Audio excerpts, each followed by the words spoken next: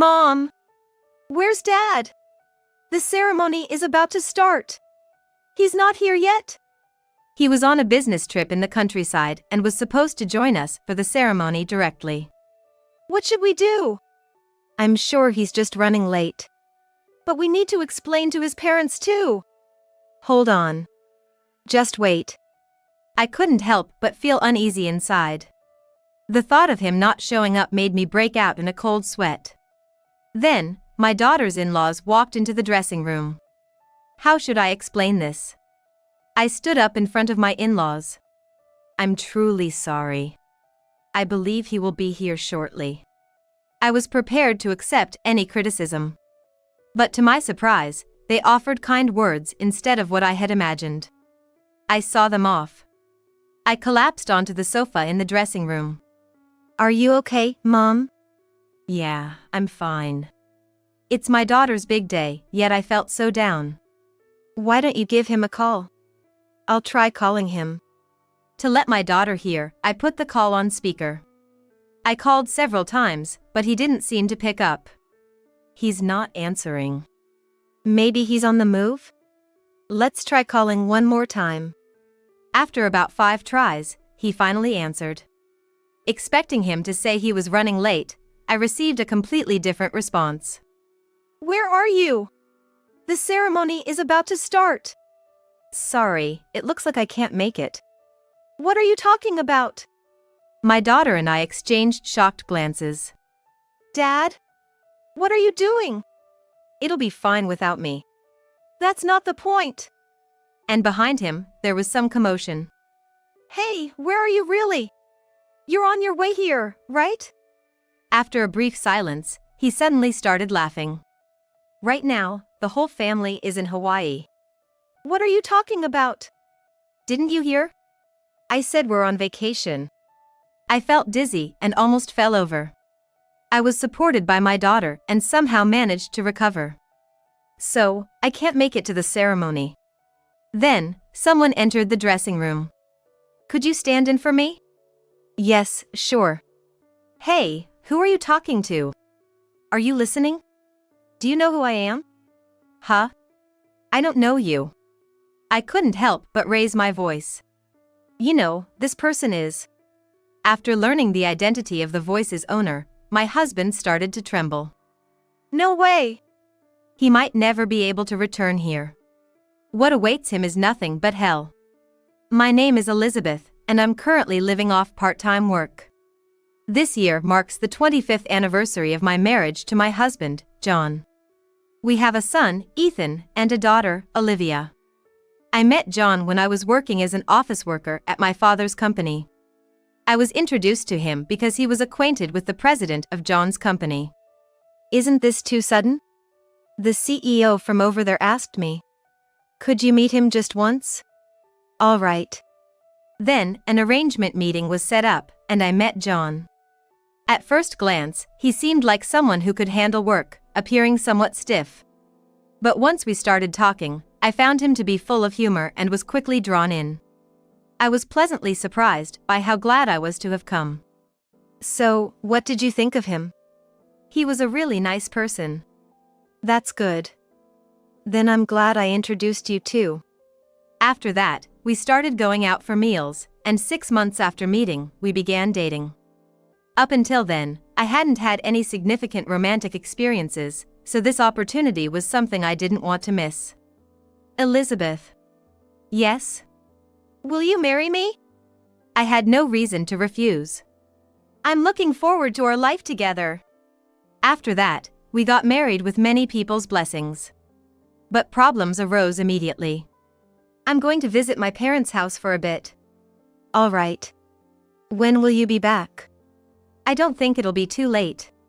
Our house was about a 10-minute drive from my in-laws. We decided to live this close when we got married because John thought it would be better to be near our parents for child rearing. John and my in-laws wanted us to live together, but I refused because I wasn't comfortable with them. The reason being, I was not comfortable around my in-laws. This discomfort with my in-laws started even before we were married. Oh, Elizabeth is working as an office worker. Yes. That's a job anyone can do. At that time, she smirked as if looking down on me. Does she dislike office work that much? She's working hard. Yes, as long as you do what you're supposed to. What am I supposed to do? Have children. Even if you can't work, you can at least do that much, right? I look over at John sitting next to me. But John had a face as if to say, "What's going on?" And for some reason, he started talking about something completely unrelated. Dad and Mom aren't worried. They know you understand that, right? Huh? Just leave it to me. What is he talking about? It's not what I wanted him to say. But surely, John wouldn't understand. I don't remember much after that. Because of this, when the proposal to live together came up, I firmly refused. Instead, we decided to live nearby. However, John would go to his parents' house almost every week. I think I have a good relationship with my parents, but not to this extent. Wait, you're pregnant? Yes. Seriously? I got pregnant with Olivia when I was 26. Taking this as an opportunity, John began to care for me. It was the same even after giving birth. His parents didn't interfere too much, and I think we were able to live peaceful days.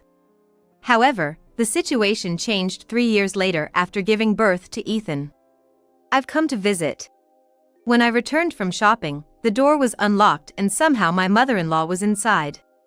Emma! How did you get inside? Oh? Didn't you hear? John gave me the spare key. What? It's not something to be so surprised about. Is this normal? Since giving birth to Olivia, she had never come to our house. So, what brings you here today? I've come to see Ethan. All right. Then, my mother-in-law doted on Ethan. Apart from entering with a spare key without permission, there seemed to be no particular problem. However, when Olivia also wanted to play and approached my mother-in-law, that's when it happened. When Olivia tried to touch Emma, she clearly brushed her off. Startled by this, Olivia began to cry. It's okay. I tried to soothe Olivia, but my mother-in-law, obsessed with Ethan, didn't pay any attention to us. Moreover, hey, Elizabeth. Yes? I'm playing with Ethan right now. If you want to stop her crying, please go somewhere else. That kind of attitude. Olivia just wanted to play too. I couldn't back down for the sake of my beloved daughter. Please include Olivia too. She continued to ignore me. Are you listening? Could you be quiet? You're disturbing me. Just because I made a simple request, do I have to be spoken to like this? Eventually, satisfied with monopolizing Ethan, the mother-in-law left around evening. That night. Why did you give a spare key to your mother? What? Isn't it better if she can come to play whenever she wants? But even if that's the case, there's no need to give her a spare key. Besides, our homes are close. What's the problem? This isn't normal. It's a shame, isn't it? This is normal for us. You should be getting used to it by now. This was still one of the lighter incidents. Then, a week later. While I was cleaning the bathroom, I heard the sound of the front door opening. I went to the entrance, but nothing seemed amiss. Continuing to the living room, I was shocked. Ethan, who should have been sleeping there, was gone. He had vanished into thin air. Could that sound earlier have been? I was contemplating whether to call the police when I realized something. How did they get in, to begin with? I was sure I had locked the door. Which means there could only be one culprit. I immediately made a call. Hello? Ethan is there with you, isn't he? He's not here. That can't be. Noah took him out for a walk just now. But it was you who took him, wasn't it? We're keeping him here today. You don't need to worry. John used to say such things were normal, but this was far from normal.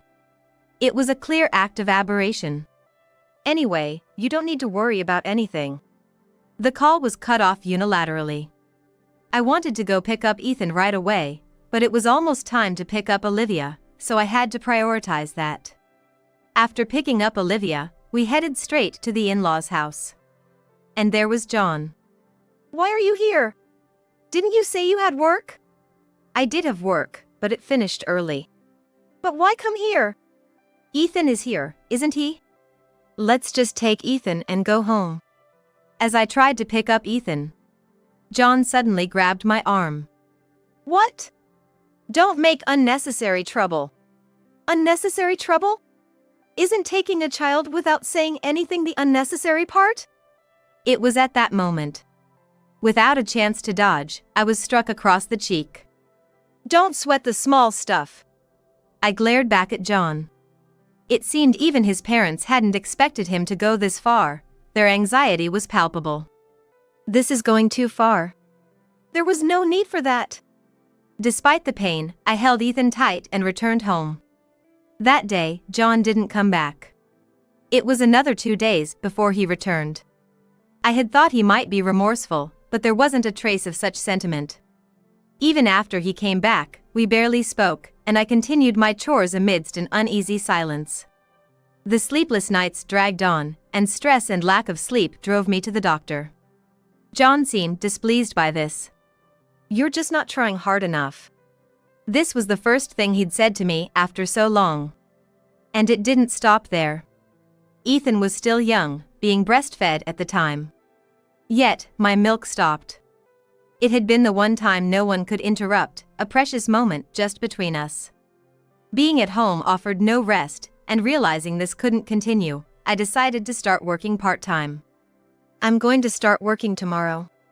What about the kids? Olivia is at kindergarten, and Ethan will be looked after by your mother.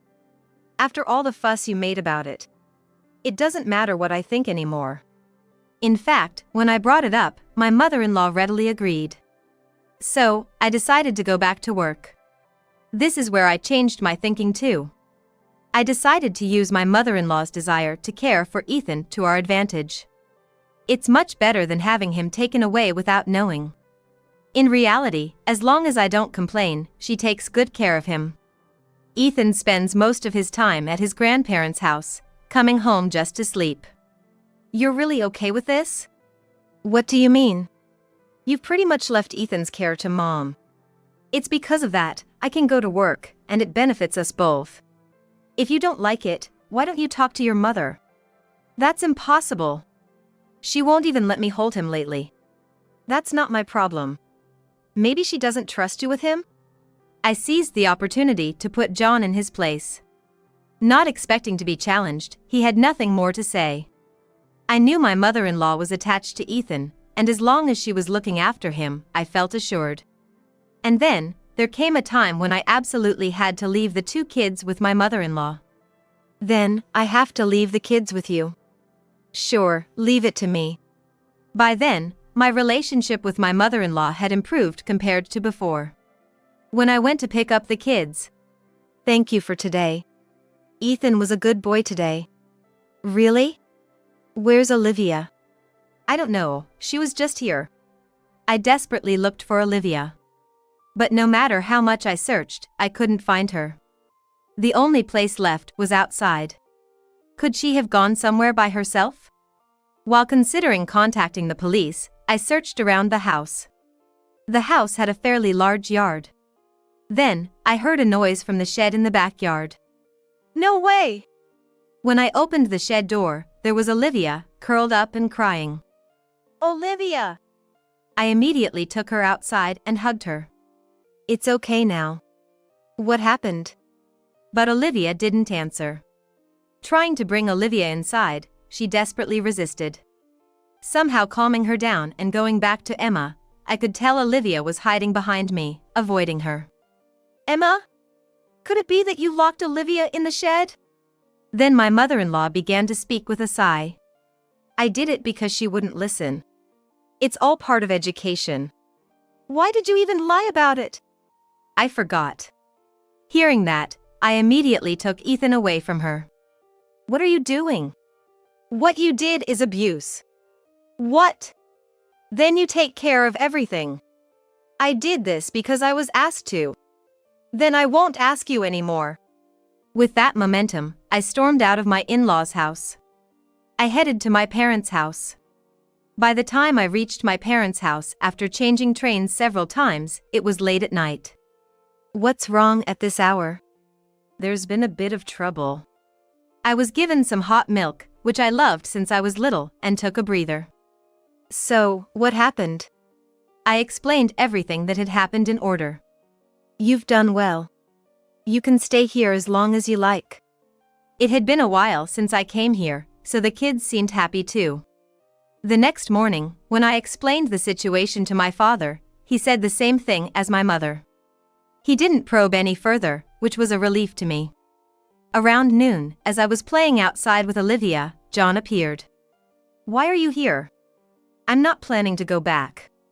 That's not it. I came to apologize yesterday. I'm truly sorry. John deeply bowed his head. I won't forgive you even if you apologize. I might overlook you hitting me, but I can't ignore your mother's selfish actions. I understand that. I've talked to Mom about it, so you don't need to worry. Whether that's true or not, I don't know. If we go back and the same thing happens again, it would be pointless. So, you can guarantee it won't be like before? Yes, it definitely won't happen again. I was honestly torn. As I was pondering what to do, my mother came over. Why don't you give him a chance? Mom. It won't happen again, right? Yes. See? Okay. With my mother's words, I decided to take the children back with me. For a while, we lived cautiously. But as John had promised, his mother didn't go on a rampage again. However, that didn't mean all my fears were gone, and I decided to quit my part-time job. Although we lived close by, my interactions with my mother-in-law were limited to only long weekends. Even after the children entered elementary school, we managed to maintain this relationship, so I thought everything would be okay. When Olivia entered junior high school, I decided to start working part-time again.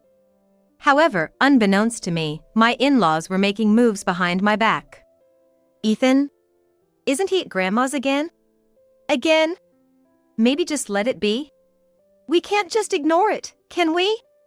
As Ethan grew, he started spending half the week at my in-laws' place. I heard they let him eat whatever he wanted and even gave him an allowance every time.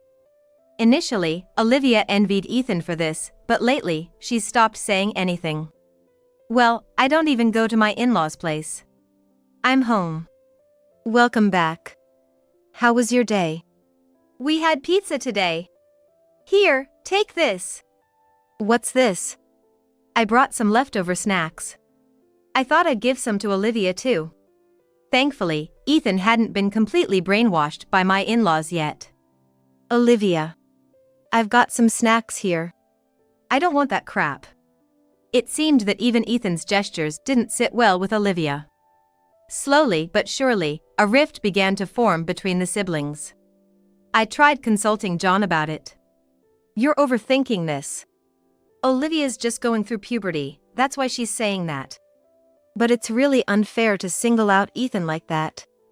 Well, Ethan is the precious heir to our family. That's only natural.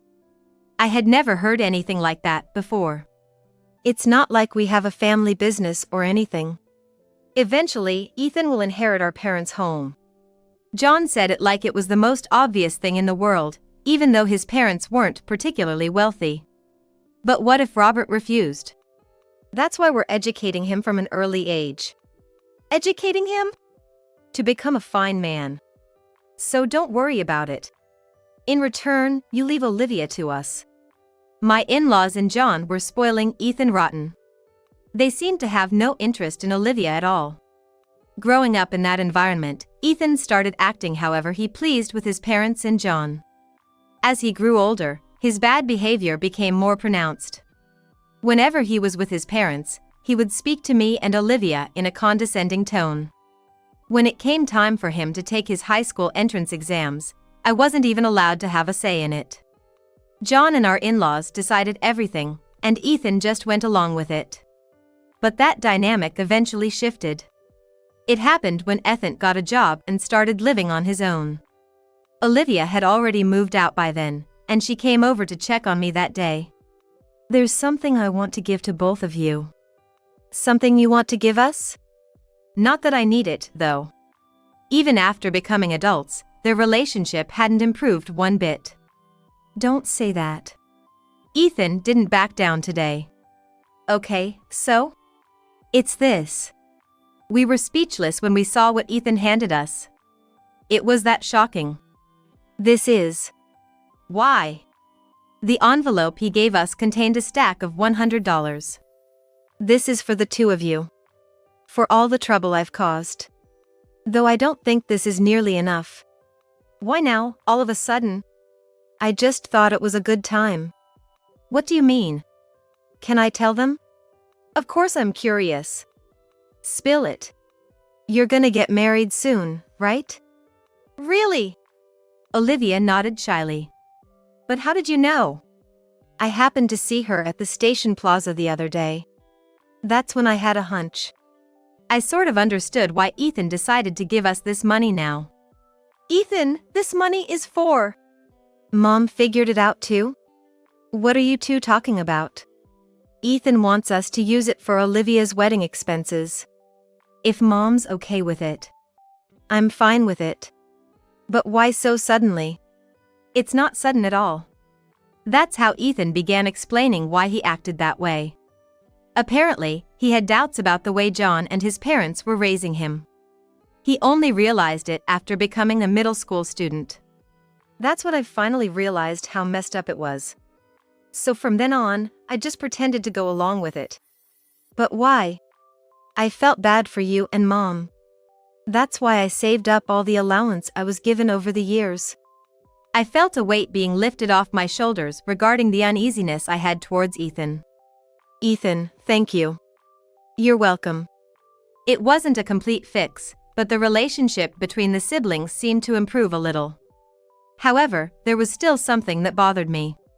But is it really okay for you to do this? You mean father and grandparents? I heard before that they wanted you to be the heir or something. There's nothing for me to take over though. It seemed Ethan was no longer just going along with what those people said. He still seemed to be hiding something, but brushed it off saying I'd find out eventually. After that, Olivia brought over her fiancé Eustace. He seemed like an upstanding guy that I could entrust Olivia to. John was present too, but didn't show much interest. Aren't you listening? Yeah. John then got up looking annoyed. I couldn't help but sigh. I'm sorry. It's okay. Don't worry about my father, he's just like that. Olivia and Eustace had properly planned out their wedding, doing their best to have the best ceremony within their budget. I thought about offering to help, but they had it so well covered that it wasn't necessary. Not just John, but my in-laws also didn't seem too interested despite it being their granddaughter's wedding. Did you let the grandmas know? Yeah, I did. They said they'd come but... I see. Olivia left the guest list and such up to her, but she didn't elaborate much further. Well, I could pretty much imagine how it went without asking for details. Then, about a week before the wedding day. I've got a business trip during Olivia's wedding. What? On the wedding day? What are you gonna do? Calm down. I'm planning to leave midway and participate. Then you should tell Olivia yourself. Actually, could you tell her for me? Why me? Just do it, alright? I really don't know what John is thinking. As much as I didn't want to, I contacted Olivia. What? So he's not coming? He said he'll leave midway and come. I see. He's like that, but I still want him there, you know? Yeah, I'm sure it'll be fine. That's about all I could say. The day before the ceremony, John left early in the morning. John, sure you're there by 10 a.m. tomorrow, alright? Yeah, sure. On the day of, various staff were bustling about at the venue. Olivia and the others had to get ready themselves. Since they had handled all the preparations so capably, I tried to find something I could do to help. I wanted to make it a joyful wedding for them. Then Olivia came rushing over, looking flustered. Mom! Where's Dad? The ceremony's about to start. He's not here yet? It was almost 10 a.m., the time he had promised to be there. What should we do? I'm sure he's just running late. But I need to explain it to Olivia's in-laws too. Hold on. I was feeling uneasy inside. But what if he doesn't come? No, he'll definitely make it, right? The thought of him not showing up made me break out in a cold sweat. Then, Olivia's in-laws entered the waiting room. How do I explain this? I stood up before them. I'm terribly sorry. I think he'll be here shortly. I was prepared for any criticism. But contrary to my expectations, they responded with kind words. I saw them out. I collapsed onto the sofa in the waiting room. Mom, are you okay? Yeah. It was supposed to be Olivia's big day, but my mood had sunk. Why don't you give him a call? You're right. Let me try calling him. I put it on speakerphone so Catherine could hear too, and made the call. I called several times, but there was no answer. He's not picking up. Maybe he's driving or something? Let me try one more time. After about 5 calls, he finally answered. But instead of saying he was running late, his reaction was completely different. Where are you right now? The ceremony's about to start. Sorry, I don't think I can make it. What? What are you talking about? Olivia and I exchanged glances. Dad? What are you doing?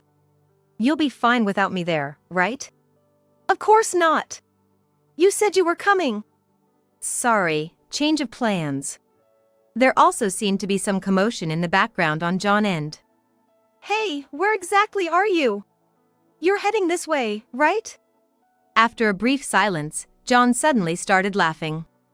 The whole family's in Hawaii right now. What are you talking about? Didn't you hear me? I said we're on vacation. My legs felt wobbly, like I might collapse. Olivia supported me to keep me upright. So I can't make it to the ceremony. Then, someone entered the waiting room. Why not? John then put a finger to his lips, signaling a gesture. Would you take my place instead? Oh, yes, of course. Hey, who are you talking to? Are you listening? Can you guess who I am? Huh? No idea. I couldn't help but blurt that out loud. You know, this gentleman here is Mr. Smith, the CEO of your company. Mr. Smith, the CEO? After realizing whose voice it was, John started trembling. You can't be serious. Of course I'm serious. Skipping your daughter's wedding to go to Hawaii? You were listening? You were pretty loud. Hard not to overhear. Mr. Smith continued to back John into a corner. And I thought you said you had a business trip. Well, that was... It seemed John had lied about the business trip. He had informed them about Olivia's wedding, but had only gotten the time off as a courtesy. Unfortunately, you won't have a position to return here. You can't mean... Consider this your termination, effective today. The shock seemed to render John speechless. Then, Mr. Smith left the room. The atmosphere became tense. I can't believe he was this horrible. I'm at fault too for believing such a man. While my initial feeling was despair, I still had to prevent this terrible atmosphere from ruining my daughter's ceremony. You can stay in Hawaii with your precious family for all I care. Never come back here. Wait. No, I'm done waiting. You no longer have a place with us. Live with your parents for the rest of your days. With that, I hung up the phone. Mom, I'm sorry it turned out like this. But it's going to be okay. The ceremony proceeded without John and his presence. Olivia looked beautiful in her wedding dress and had a joyful expression, putting me at ease. Those men didn't matter anymore. After the ceremony ended, I stopped my father. Dad, why is Mr. Smith here? My apologies. I overheard your conversation and managed to get him to come. I'm so sorry. It's all right. This was my doing. I'm also responsible for introducing him to you in the first place. He may have been a terrible man, but I'm still grateful I got to know my children. Once we returned to our respective homes, I immediately began preparing for a divorce. I wanted to take care of what I could before he came back. Through my father's connections, I was introduced to a lawyer and went for a consultation right away. I left the divorce proceedings in their hands and simply waited for John and his family to return. They ended up coming back 2 days later. You're quite late, aren't you? There's a reason for that. Let me guess, you decided to have some fun while you were at it? Then John's in-laws showed up at our home as well. You've been sticking your nose where it doesn't belong. What? Because of you, John got. That wasn't me. It was my father. Huh? Oh, didn't you know? We know the CEO of the company my father and John work for. Emma's eyes went wide and she froze. And I decided to divorce John. We didn't hear anything about that. That's because no one told you. I just consulted a lawyer about it. Then she said something outrageous. Well, in that case, we'll be taking care of Ethan. What?